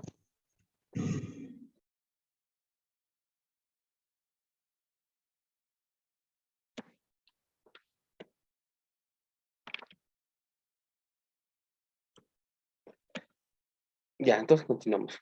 Nuevamente, la definición de bioseguridad. Conjunto de medidas y normas preventivas destinadas a mantener el control de factores de riesgo laborales, procedentes de agentes biológicos, físicos y o químicos, logrando la prevención de impactos nocivos frente a riesgos propios de su actividad diaria, asegurando el desarrollo o producto final de dicho procedimiento, no atenten contra la seguridad de los trabajadores, de la salud, pacientes, visitantes y medio ambiente.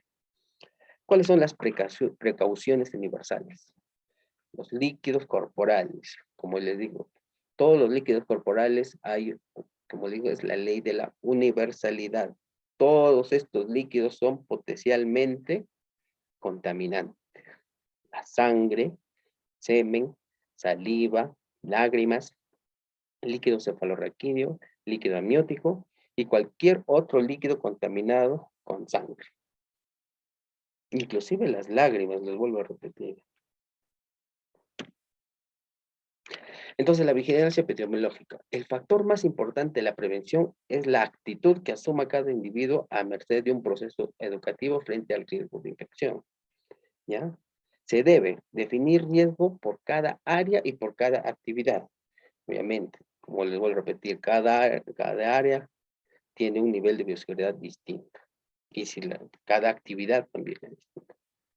Descartar características del daño físico o psíquico por omisión de normas. Determinar áreas restringidas a personal no autorizado. Llevar a cabo programas de educación continua. Obviamente, les vuelvo a repetir, las capacitaciones en bioseguridad tienen que ser constantes. Exigir a los jefes el cumplimiento de las normas. ¿Ya? Por eso les digo que la bioseguridad es un derecho y es un deber. Procedimientos para el manejo de la prevención contra la infección. Vamos acá a ver breves terminologías. ¿Ya? ¿Qué es la limpieza? ¿Qué es la eliminación de material orgánico extraño de la superficie de los objetos? Se logra con la acción manual directa o indirecta, no, directa de mecanismos usando agua, jabón, soluciones, detergentes. ¿Ya? El lavado de las manos debe realizarse con agua y jabón debido a que se ha demostrado que son la vía más de transmisión de las mayores infecciones cruzadas en las epidemias. Obviamente, ¿no? Lo principal, creo que en todas las enfermedades, la principal vía de contaminación son las manos. Tienes las manos sucias, te afectas de una herida, una ira. ¿Ya? Entonces, si tú tienes la principal manera de evitar todo eso, lavado las manos, Hay que hacerlo y tampoco es que cuesta mucho. ¿Cuánto cuesta lavarse las manos? Solamente cuesta tu tiempo, que ya tienes que hacerlo.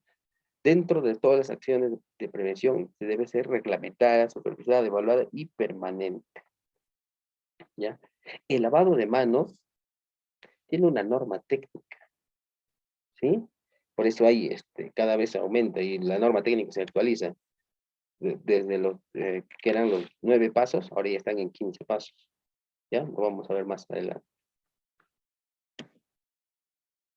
Desinfección. Es el proceso mediante el cual se eliminan todos los microorganismos patógenos en objetos inanimados, con excepción a las esporas, bacterias y otros bacillos. Los antisépticos es el compuesto químico utilizado externamente en la piel o alrededor de las heridas para prevenir la condición de infección. La desinfección depende del riesgo del instrumento utilizado para el cuidado del paciente y su esterilización. Puede hacerse a través de una calor. Después del autoclave, la ebullición. Antisepsia hace referencia al estado conseguido tras la aplicación de sustancias químicas para inhibir o reducir el número de microorganismos. ¿Qué es ejemplo de una antisepsia? El alcohol gel. ¿Ya? Usar el alcohol gel. El antiséptico. ¿Cuál sería el antiséptico en ese momento? El alcohol gel. Porque es una sustancia química aplicada tópica sobre los tejidos vivos. Bacterostático, que es un agente que inhibe el crecimiento bacteriano sin llegar a destruirlas. Basura, todo residuo sólido o semisólido, putrescible o no, con excepción de excretas de origen humano o animal. Ya vamos a leerlo rápido porque estas son terminologías. El desecho, cualquier producto deficiente, inservible o utilizado que su poseedor desestima o al abandono o de cualquier que se desprenda, ¿no? Desechos hospitalarios son elementos resultantes, subproducto del proceso de atención de los usuarios, que incluye desde ingreso hasta su utilización y egreso. Desgerminación, proceso que busca disminuir el número de microorganismos en un área a través de un barrido mecánico de este. Es terminologías, ¿eh? Creo que pasamos acá. Ya. Estrategias generales de la prevención de las infecciones transmitidas por sangre y fluidos corporales. Código de buenas prácticas. El uso de precauciones universales. ¿Ya? Las barreras naturales, están las barreras químicas, como ya lo mencionamos anteriormente, las barreras físicas, las barreras biológicas. ¿Ya?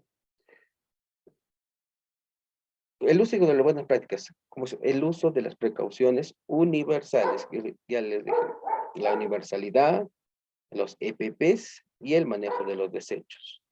Barreras universales son la piel y las mucosas, el lavado de manos. Las químicas, el proclorito, el glucualdehído, el alcohol gel, todas son barreras químicas. Las barreras físicas, los EPPs, y las barreras biológicas son las vacunas, inmunoglobulina, como la vacuna que estamos poniendo ahora. Exposición. Ya, es el contacto que implica el riesgo de un agente que puede transmitirse por una vía donde se esté produciendo el contacto, tipo de agente o daños al que está expuesto. La exposición, como ya les vuelvo a repetir, son biológicos, físicos, químicos, mecánicos o ergonómicos. Esto ya les comenté cómo son los riesgos biológicos, salud ocupacional, peligro, son terminologías que ustedes manejan. Entonces vamos a ver brevemente cómo es el lavado de manos. Es el método más eficiente para disminuir el traspaso de material contaminado de un individuo a otro, cuyo propósito es la reducción continua de la flora resistente y desaparición de la flora transitoria de la piel. Se considera que la disminución de esta es eficiente para prevenir las infecciones hospitalarias cruzadas. El lavado de manos elimina la mayor parte de los contaminantes patógenos y la higiene con agua y jabón es suficiente para la mayoría de los casos.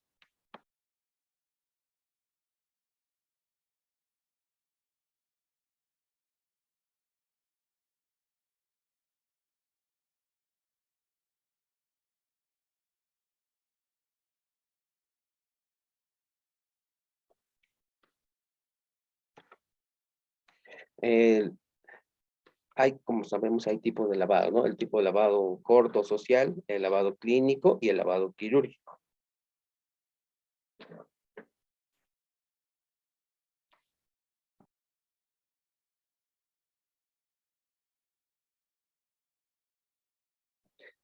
El lavado corto social. Se debe retirar los accesorios de las manos, reloj, anillos y otros.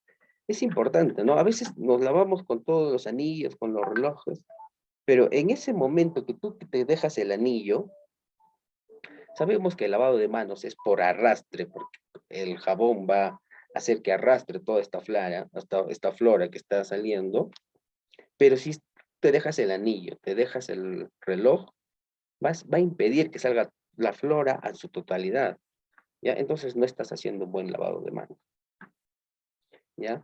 Se debe abrir los grifos, mojar las manos y muñecas, colocar el jabón, friccionar las manos, enjuagar las manos, básicamente, ¿ya? ¿Qué es lo que va a cambiar entonces? En este momento, les voy a mostrar un video, cómo es el actual lavado de manos.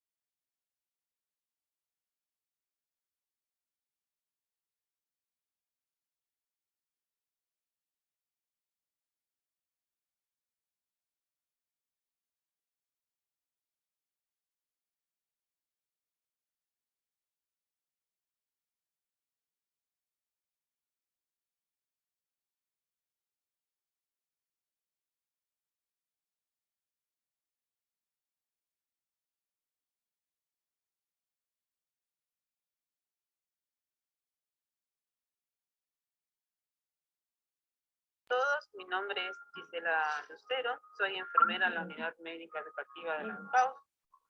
En este video haremos la demostración de la técnica de lavado de manos.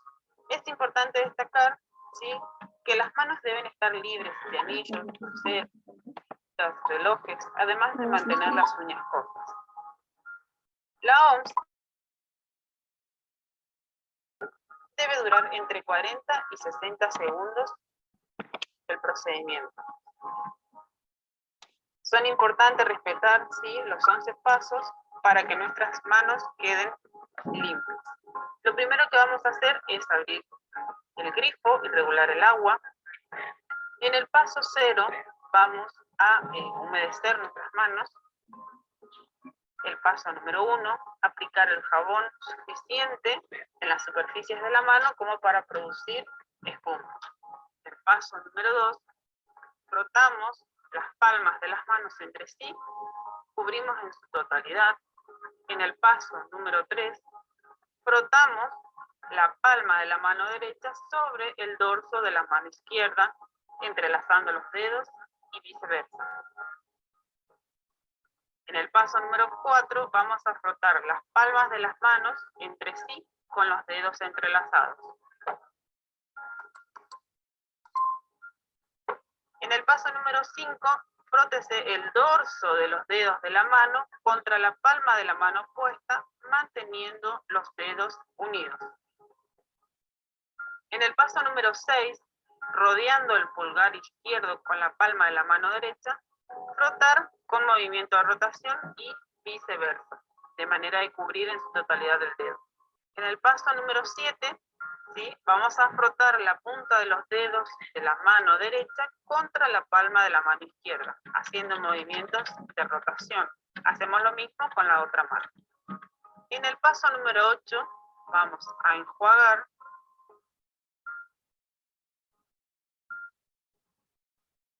Es importante aquí remarcar que no debemos sacudir nuestras manos, ¿sí? En el paso número 9 vamos a tomar una toalla descartable, ¿sí? Vamos a secar con pequeñas palmaditas, no realizamos fricción. Y hacemos lo mismo con la otra mano. Antes de descartar, lo que hacemos en el paso número 10 es utilizar la misma toalla para poder cerrar el grifo. Y en el paso número 11 podemos decir que nuestras manos están seguras.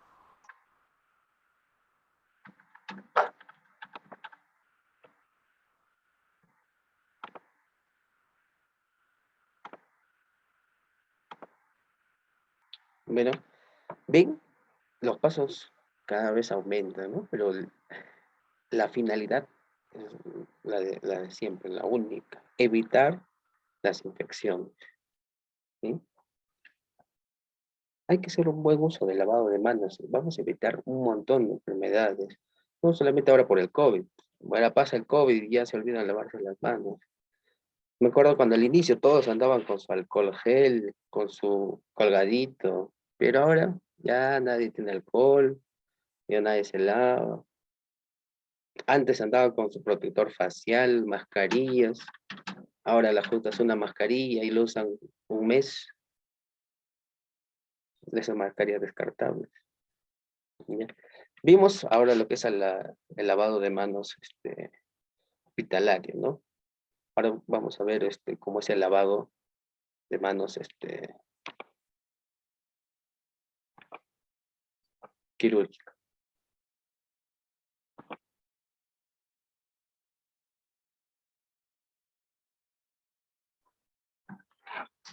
Universidad Javeriana Cali. Facultad de Ciencias de la Salud. Normas de comportamiento en quirófano. Bienvenidos al tutorial de normas de comportamiento en quirófano. El objetivo de este tutorial es brindar las herramientas necesarias para el desenvolvimiento en salas de cirugía, identificar los requerimientos para ingresar a un quirófano y evitar acciones inseguras que nos llevan a cometer errores. ¿Qué se busca en un quirófano? Establecer parámetros que disminuyan los factores de contaminación en salas de cirugía. ¿Cómo lo logramos? Cumpliendo con las normas de asepsia y antisepsia. ¿Qué debemos hacer? Debemos empezar por el reconocimiento de las normas para ingresar a un quirófano. Las áreas están delimitadas por franjas de colores, las cuales nos muestran dónde estamos. Área verde, que es de acceso permitido con ropa de calle. Allí encontramos los vestidores, recepción de pacientes, área de descanso, baños, cuartos de aseo, recuperación de pacientes. Área amarilla. Es indispensable el uso de ropa quirúrgica. Allí encontramos los lavamanos quirúrgicos, depósitos de instrumental estéril y de medicamentos. Área roja es el quirófano propiamente dicho. Requerimientos para ingreso al quirófano. Las joyas como cadenas, aretes, pulseras, relojes, anillos deben ser retirados y guardados en un sitio seguro. Las uñas deben ser cortas y sin esmalte. Su extensión no puede sobrepasar 0.5 centímetros de largo. No uñas postizas ni extensiones. Las manos y antebrazos deben estar libres de lesiones cutáneas. No está permitido el ingreso de bolsos, maletines o cualquier otro elemento que constituya una fuente de contaminación para el área quirúrgica. Se debe retirar la ropa con la que ingresa y vestir la ropa de dotación por la institución, que es limpio y exclusivo para el área de cirugía. Esta ropa se llama ropa de mayo. Su objetivo es que actúe como una barrera para evitar la diseminación de microorganismos hacia el paciente y a la vez al personal. que consta de un pantalón largo, amplio, cómodo, con cinta para amarrar o de resorte. Camisa amplia, cómoda, con mangas cortas, cuello en V y debe portarse dentro del pantalón. No es permitido el uso de ropa personal debajo de la ropa quirúrgica. Por favor, retírela. Los zapatos usados en cirugía también deben ser exclusivos del área, deben ser de fácil lavado, duro, sin perforaciones, no tela. Polainas o cubrezapatos que deben ser desechables protegen nuestros zapatos de fluidos del paciente. Gorro. Este debe ser desechable y debe cubrir todo el cabello. Tapabocas. Debe cubrir toda la nariz y boca. Lo ideal es que sea uno por procedimiento. Gafas de protección. Deben tener un cubrimiento por todos los lados. Es tan importante hacerse un adecuado lavado de manos como hacerlo con la técnica correcta. Como se puede apreciar en la imagen, el área que se suele obtener un lavado más deficiente es de color rojo. La de color azul es un lavado medio y el área verde es la que suele lavarse bien. El objetivo del lavado quirúrgico es reducir la mayor cantidad posible de flora bacteriana de manos y antebrazos. El sitio de lavado debe estar diseñado para evitar salpicaduras. El lavado se realiza con agua corriente, que podemos encontrar varios diseños para accionar el agua. De pedal, de rodilla, palanca, automatizado con fotoceldas. Los jabones quirúrgicos más usados en cirugía son la yodopovidona y la clorhexidina. Dispensadores de jabones se pueden accionar con el codo, con el pie o automatizado con fotoceldas. Recomendaciones. El tiempo de lavado no debe ser superior a 5 minutos. No mejoran la asepsia y puede llevar irritaciones de la piel y en tiempos menores no se garantiza que el antiséptico actúe.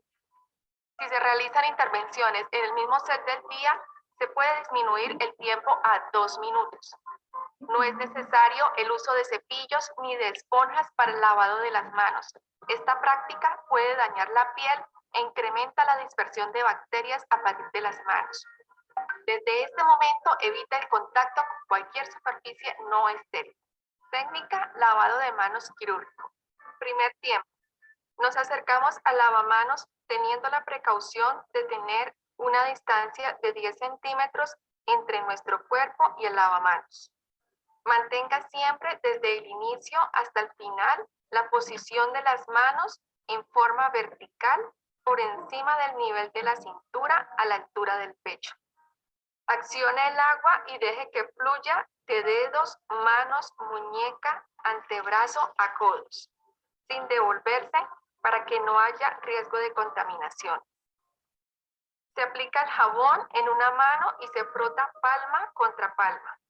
Frote palma de la mano derecha contra el dorso de la mano izquierda, entrelazando los dedos, y luego palma de la mano izquierda contra el dorso de la mano derecha de manera similar. Frote palma contra palma, entrelazando los dedos. Frote dorso de los dedos de una mano contra la palma de la otra mano, manteniendo unidos los dedos. Limpieza dedo a dedo de forma vertical o circular, primero con la mano derecha contra los dedos de la mano izquierda y luego con la mano izquierda contra los dedos de la mano derecha. Limpieza de yema de los dedos de la mano derecha contra la palma de la mano izquierda y luego yemas de la mano izquierda contra la palma de la mano derecha. Enjabonar de muñeca a codo en forma circular, descendente en un solo sentido, sin devolverse, y luego en el otro antebrazo. Lavar con agua. Recuerde que se debe iniciar desde los dedos hasta los codos en un solo sentido y retirado el cuerpo del lavamanos. Bajo el agua, lavar meticulosamente uña a uña, utilizando las uñas de la mano derecha hacia las uñas de la mano izquierda y luego con las uñas de la mano izquierda hacia las uñas de la mano derecha. Siga con el enjuague. Segundo tiempo. Se realiza de manera similar al primero, pero solo hasta la mitad del antebrazo.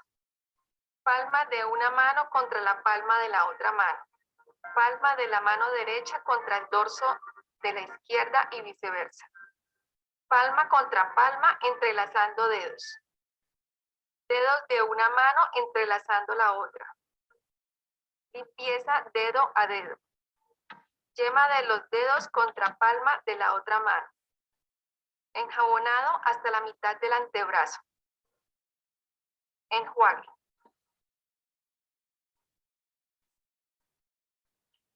Tercer tiempo. Finalmente, se realiza el mismo lavado, pero solo hasta las muñecas.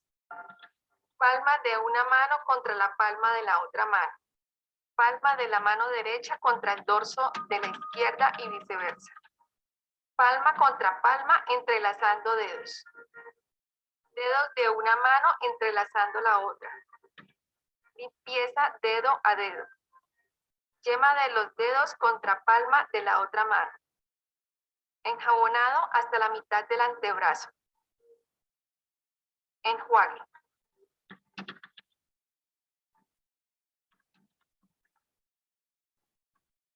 Después del lavado, diríjase al quirófano siempre con la posición de sus brazos frente a usted. No bajar los brazos, no sacudir las manos, no tocar ningún elemento. Las puertas de los quirófanos se abren de espalda o con la cadera. No utilice las manos. Si accidentalmente toca una superficie no estéril, debe empezar el proceso de lavado de nuevo.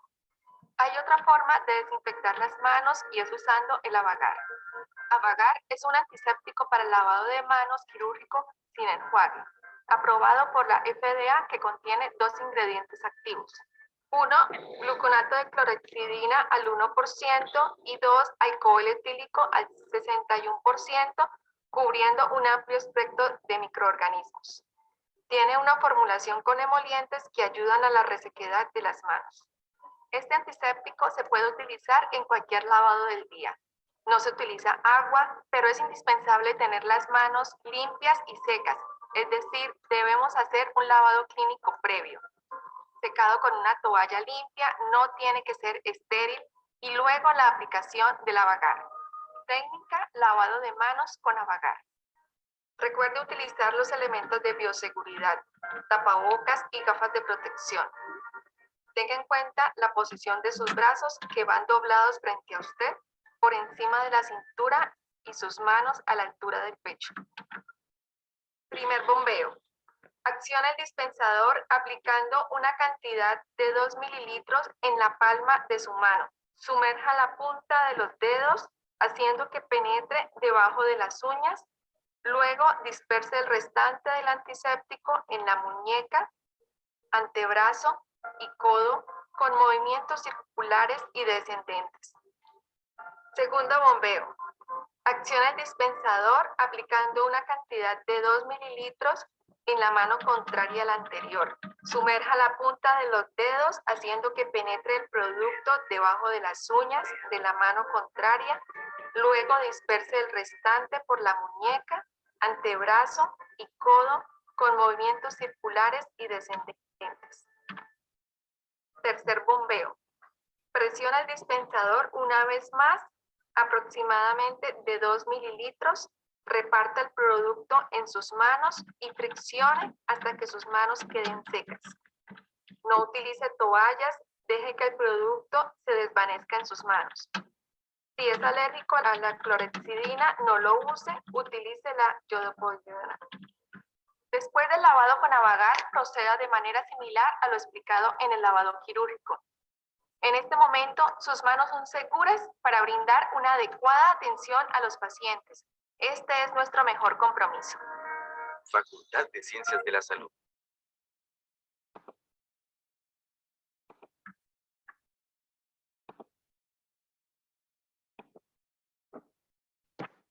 Bueno, acá terminamos de ver esos 2 videos importantes. ¿Ya? Como les vuelvo a repetir, el lavado de manos es muy importante. Ya no solo por la pandemia, siempre. Ya nos va a evitar muchas enfermedades. ¿Ya? Consultas a esta hasta esta parte de la clase.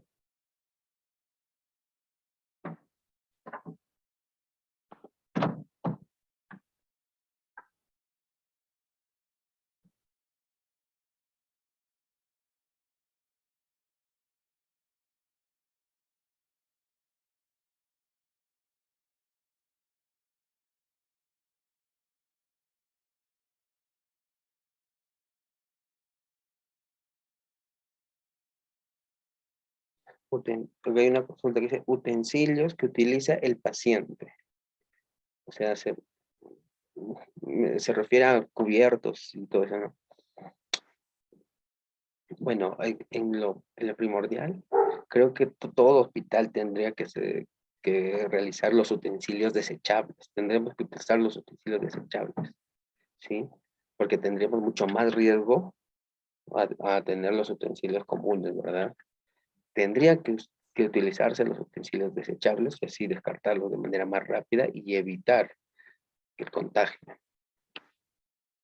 por parte del personal de nutrición.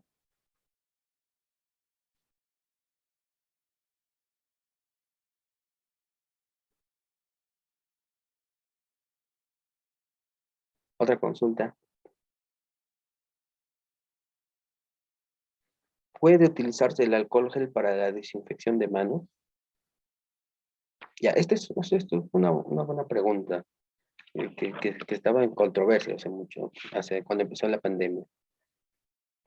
Si usas el alcohol gel, ya no es imprescindible hacer el lavado de manos. No. El uso del alcohol gel no sustituye al lavado de manos, ¿sí? Tú, primero tienes que lavarte las manos, hacer un lavado de manos adecuado, con los 11 pasos. Luego de eso, una vez que estén secos las manos, recién utilizar el alcohol gel y así tendrás una mejor optimización del alcohol gel. ¿Ya? Otra vez le repito, el alcohol gel no sustituye al lavado de manos, ¿sí? A veces piensa que estás con el alcohol gel todo el día, cada 2 minutos te estás echando, pero te das cuenta, tienes las uñas negras, ¿ya? Entonces, el alcohol gel no sustituye al lavado de manos. Complementa al lavado de manos.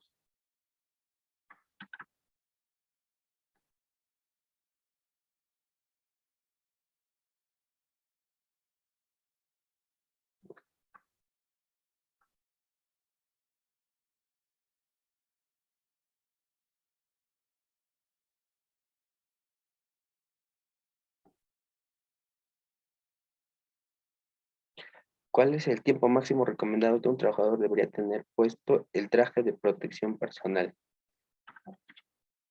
El tiempo máximo. O sea, los EPPs, primero que sean de acuerdo a la labor que vas a hacer, ¿verdad? Si tú, por ejemplo, usas un EPP para una atención de parto, termina el parto y descartas todo el EPP, ¿sí? No es reusable, ¿sí?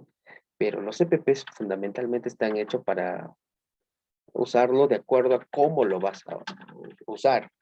Si tu EPP ya tiene manchas, tiene fluidos, lo tienes que descartar, ¿sí? Es de acuerdo al área en que trabajas también, ¿no? Si tienes poca afluencia con los pacientes, pues, creo que un EPP por turno estaría bien, ¿sí? Pero si ves que tu EPP ya tiene un contacto mínimo con algún fluido, tendrías que descartarlo. Y sobre todo las mascarillas, les repito, las mascarillas esas, las simples, esas mascarillas, por favor, son de uso diario o máximo. O sea, hablamos cuando tú sales a la calle. Esas mascarillas deben ser de uso diario, ¿sí? No usarlo por más de 2 días.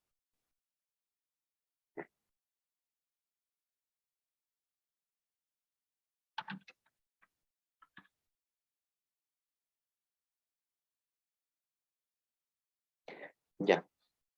Cumplida, antes que se pase la hora, vamos a quedarnos acá.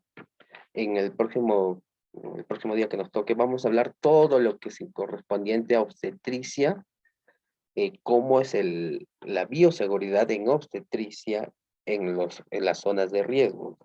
Hablamos en emergencia, en centro obstétrico, en sala de parto, ¿sí? Vamos a hablar todo lo que debería tener las normas de bioseguridad del obstetra. ¿Sí? ¿Alguna otra consulta para ir cerrando el día de hoy?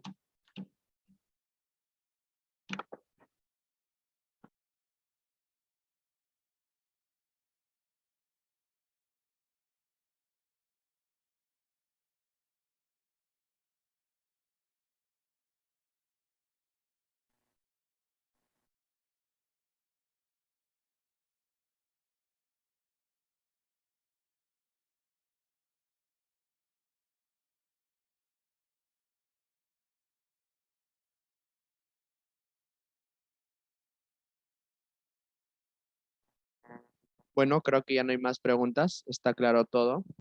Ha sido una excelente ponencia. A la vez también recordarles a todos los participantes que aún no han realizado su inscripción en el curso para la certificación. Pueden realizarlo a través de los números que aparecen en nuestras páginas oficiales, donde nos podrán encontrar como capacitaciones en salud y capacitaciones en obstetricia. Esperamos volver a reencontrarnos en la siguiente sesión. Bueno, ponente Cristian Centeno González, agradecerle por su magnífica participación. Esperamos tenerlo nuevamente en la próxima sesión. Muchísimas gracias a todos en general a nombre de Capacitaciones en Salud. Cuídense y hasta pronto. Buenas noches.